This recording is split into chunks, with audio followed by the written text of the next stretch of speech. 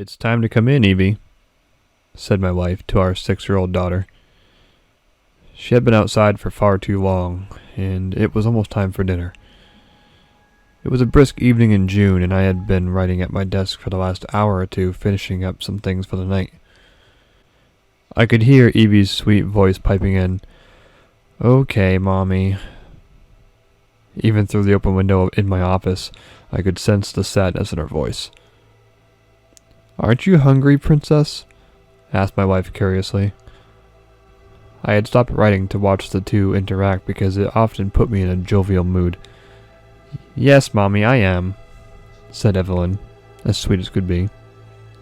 However, something was amiss. My wife stepped into the grass from the patio and held her hand towards our daughter. "Well, come on then, sweetheart. Let's go eat." "But what about the smiley man?" asked Evie, pointing towards her outdoor playhouse. I inquired from the window, "Who's that, sweetie?" "The smiley man. He's hungry too," she said in response with a childish grin. I walked from my office to the backyard patio and stood next to my wife. She didn't seem to have an air of concern surrounding her, but the situation was strange nonetheless. "Well, I'm sure he can find something to eat while we fill your tummy full of Mommy's wonderful cooking," I exclaimed, hoping she would disregard this interesting character of hers. "Yes, Daddy, I'm coming," she said with the sweetest smile you could ever imagine grazing her beautiful face. But before she could reach me, something grabbed her. Evie began to scream as her arm was being pulled the other way. For all intents and purposes, an invisible entity. My wife turned to me and said, "George, what's happening?" "I don't know," I shouted back before springing into action and quickly reaching at our daughter. The moment my hands gripped her shoulders, the unseen tug-of-war going on with her body stopped. She was crying, but she was a strong little girl. So I wiped her tears away and asked, "Honey, what just happened?" "I don't know, Daddy," she said through her tearful blue eyes. "You don't know? It's okay, sweetie. You can tell Daddy. Come here." I embraced her so that she would feel safe and protected. That's when she whispered in my ear, "The smiley man wasn't happy about what you said." "Huh?" I contemplated aloud, but Evelyn didn't say anything else. She just ran to her mother laughing and smiling as any child would. Her words were concerning, however. Kids make things up all the time, so I chose to disregard it. Although what happened to her seemed quite realistic, maybe a little too real for a child to make up. About a month went by, and Evie continued talking about this smiley man. But there hadn't been another incident like the one before. When we would ask her about it, she would just say, "He doesn't like it when I talk about him." And then she would do her best to change the subject. My wife and I both agreed it was just a figment of her strong, childlike imagination.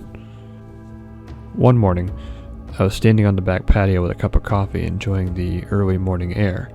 My wife joined me shortly after, and she leaned her head against my shoulder as we waited for Evie to wake up. But curiously, she asked, "What's that?" while pointing to the wooden boards below us. I'm not sure how or why I didn't notice this earlier, but there were 2 bottle caps filled with a deep red substance. Anyone with common sense could tell that it was blood, but it definitely was not put there by myself nor my wife. It was fucking weird, to say the least. We both decided to wake our daughter up to get her ready for the day. It was a Saturday, so there wasn't much going on. My wife, however, came to me with a face flushed of all color and a look of fear sunk into her eyes. "You look like you've just met the dead," I said jokingly. "You need to come see your daughter right now," she said with a trembling voice. I knew by her tone that she was more than serious. "What's wrong?" I asked while following her to Evie's room. Her fucking fingers, George. They're pricked all over like she's been playing with berry bushes. What? I couldn't understand what she meant until I saw Evelyn with my own eyes. The tips of every finger on both of her hands had a puncture mark. It was like she had been running through a game of five-finger fillet and managed to graze herself each time she drove the knife down. I grabbed her hands and held them close to my face. I am no doctor, but something was seriously wrong here. And she had a look of sadness about her, like she knew we would be worried. Baby girl, what happened? I asked while trying not to seem too concerned so she wouldn't be upset further. The smiley man, she said softly as she hung her head down. My darling, who is this man? Is he someone we know? She shook her head in disagreement, and I turned to look at my wife. She was holding her hand near her mouth in shock, and I admit, I didn't know what to do. I faced Evie again and asked, "Did he tell you to do these things?" She shook her head no again. "Well, did he do these things to you?" I asked in response. This time, she shook her head yes. My wife moved further into the room and knelt by my side. "Honey, tell us what happened, please. I promise we can help," she said with the most calming voice she could muster.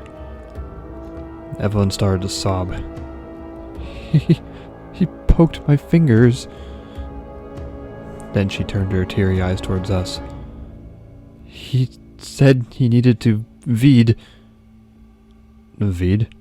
I asked, and my wife and I looked at each other in confusion. "No, Daddy, veed," she said again. I realized this time that her missing teeth were causing her to mispronounce the letter F. I raised my eyebrows and held her hands within mine. "Do you mean feed, sweetie?" She nodded, and I must say, I felt a genuine unsettling sensation in the pit of my stomach. My wife gripped my shoulder, and we both stared at our daughter, who at this moment was incredibly vulnerable. My wife and I helped address her wounds and made a note to talk to the doctor. Clearly there was something wrong, and I wasn't sure who exactly would be able to help. I hated not knowing, and I knew my wife felt the same way.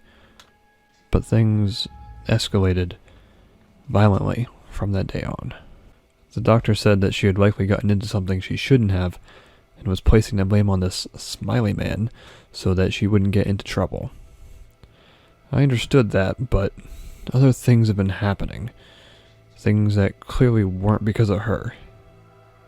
We had a cat named Luna that suddenly didn't want to be anywhere near Evelyn. She had never hurt the cat. In fact, they were inseparable. Now Luna would hiss whenever Evie was around and had even tried to swipe at her. Obviously, Evie didn't understand why that was happening, and neither did we. I felt really bad for her because she loved that cat. Then things began to go missing. First it was my wife's wedding ring, and then it was my wallet. They weren't stolen by a thief because both items in question were in our possession quite literally minutes before they went missing. We later found them in Evie's room, under her bed, but she claimed the smiley man put them there. This was followed with more items going missing. Worst of all was a large kitchen knife. You could guarantee it would all be under Evelyn's bed. What were we to do? I spoke with my wife, and we both agreed that talking to Evie about this man was the best course of action, because the strange antics needed to stop. We spoke to her while she was coloring around lunchtime. I was taken aback when I saw the malevolent drawing on the page.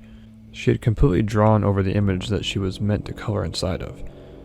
In its place was a blackened entity with the weirdest, widest, most sinister smile you could ever imagine. Rows and rows of razor-sharp teeth, and the creased corners of its mouth were bleeding. How could my daughter have come up with such a wicked design on her own? I sat next to her and put my hand on her head. "What are you drawing, Pumpkin?" I asked calmly. "The smiley man, Daddy," she said as upbeat and cheerful as could be. "This is the smiley man?" I asked, pointing down at her drawing. "Yep," she answered happily. "Evelyn, your dad and I would like it very much if you could stop with this smiley man stuff. We know he's not real, and isn't good for you to keep bringing him up," said my wife gently from the couch nearby. Evie looked around as if we were incredibly confused. "But Mommy, he's sitting right next to you." My wife looked to both sides of the couch and then to me. I only shrugged as I didn't understand it either. Evie's face turned to one of great worry, and I asked, "What's the matter, sweetheart?"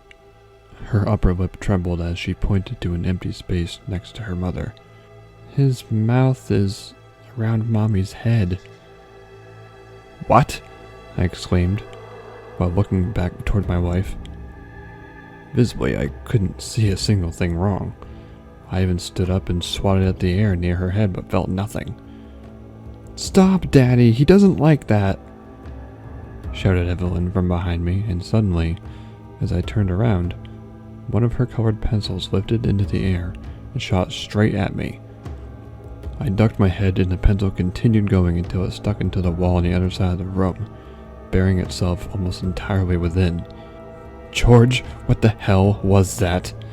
questioned my wife with eyes like fear-stricken pools of autumn. I don't know.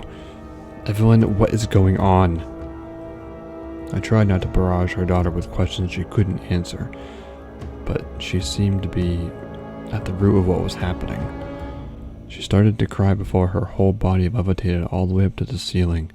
Now she was screaming and reaching her hands down to me, but I couldn't reach her from where I stood. "Daddy, help!" she cried out while being dragged along the length of the ceiling.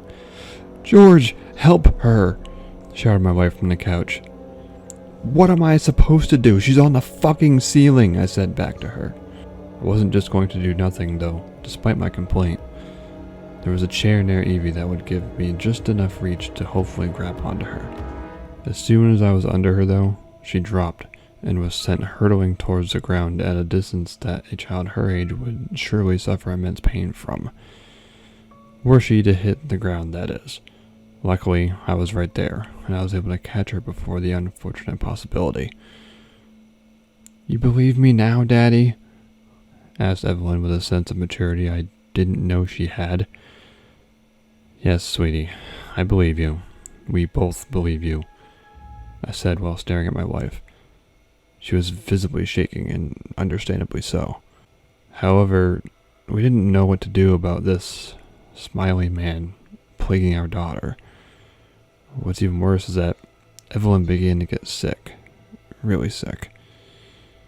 One morning she woke up looking incredibly under the weather.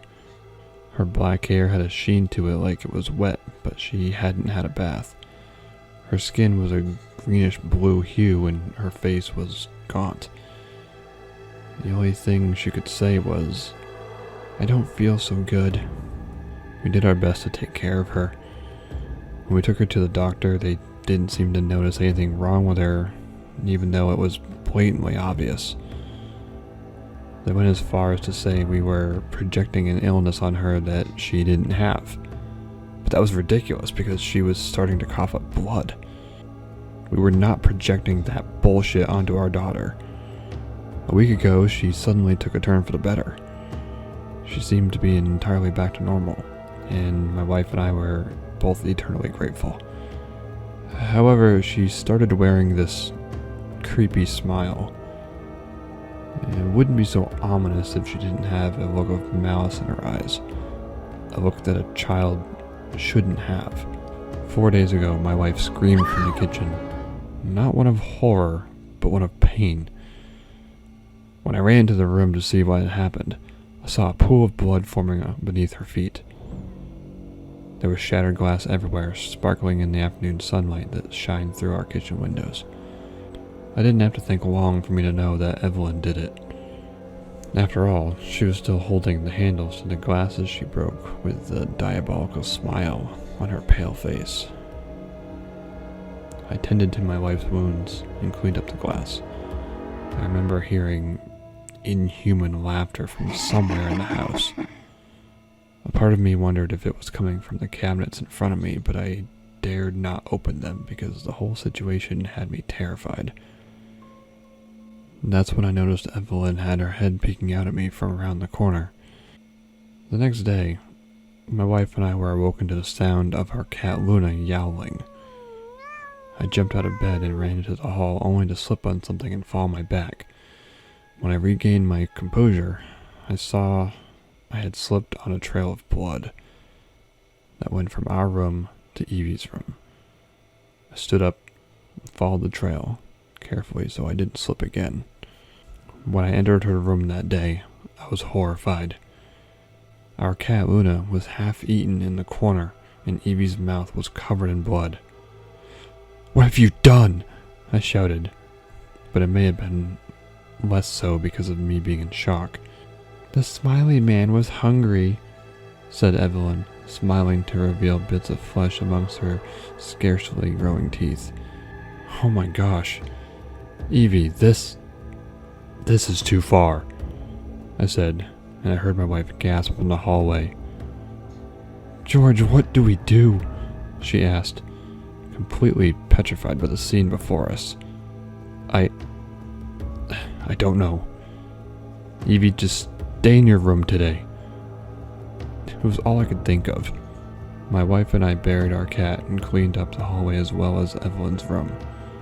Our sanity was wearing thin, and since then, Evelyn hasn't been allowed to leave her room unless it's to eat or to use the bathroom. We check on her, of course, and she always seems content talking and playing with the something my wife and I couldn't see. Last night, it reached a tipping point.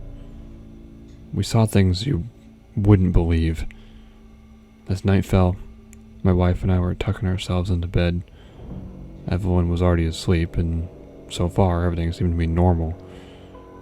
I fell asleep quickly because I was exhausted from the experience, and I think my wife all but passed out as well. I awoke to the sound of my wife screaming with her hand shaking my shoulder. When I sat up and I asked her what was wrong, she said, "Evie was just in here." She started staring right at me, but it wasn't her face.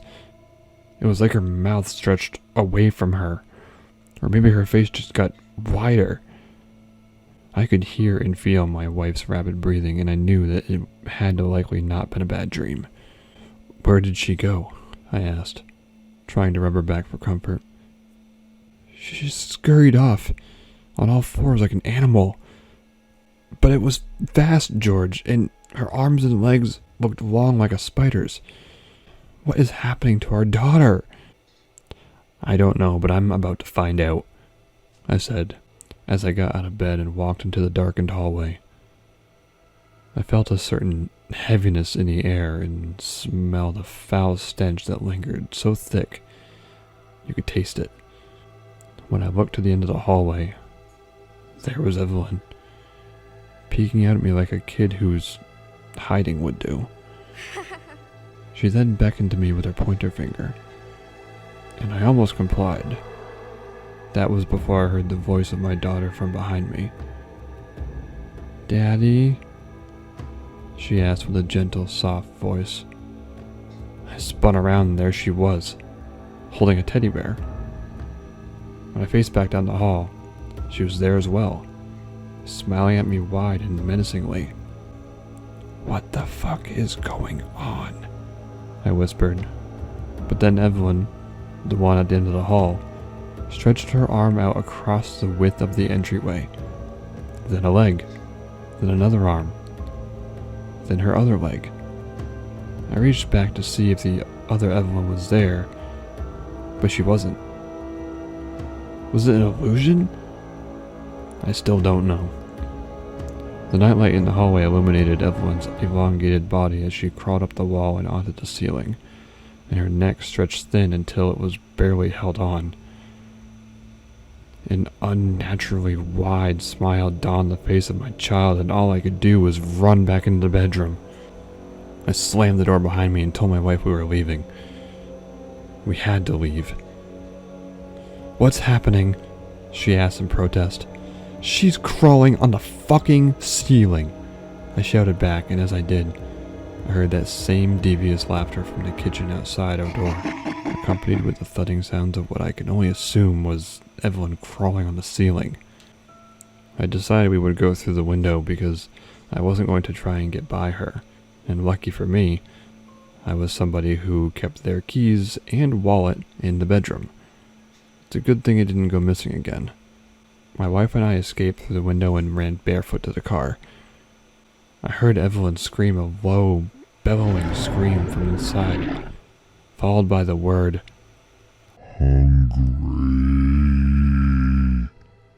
It sounded like she was destroying the entire house. I didn't want to wait around to find out, and my wife and I got into the car and took off into the empty darkness. Tears were streaming down both our faces, and we didn't say a word to each other. We found a hotel and booked a room for a couple of nights. And yeah, here I am, writing about what happened to us. My wife is completely silent, almost like she's retracted into herself, and I don't really know what to say or do either. I've spent most of today looking up things on entities specifically relating to the Smiley Man, but I can't find anything substantial. All I know is it might be too late for Evelyn, and I don't think she's our daughter anymore. If your child starts talking about a strange man demanding her blood for sustenance, get them the help they need. Get them a priest.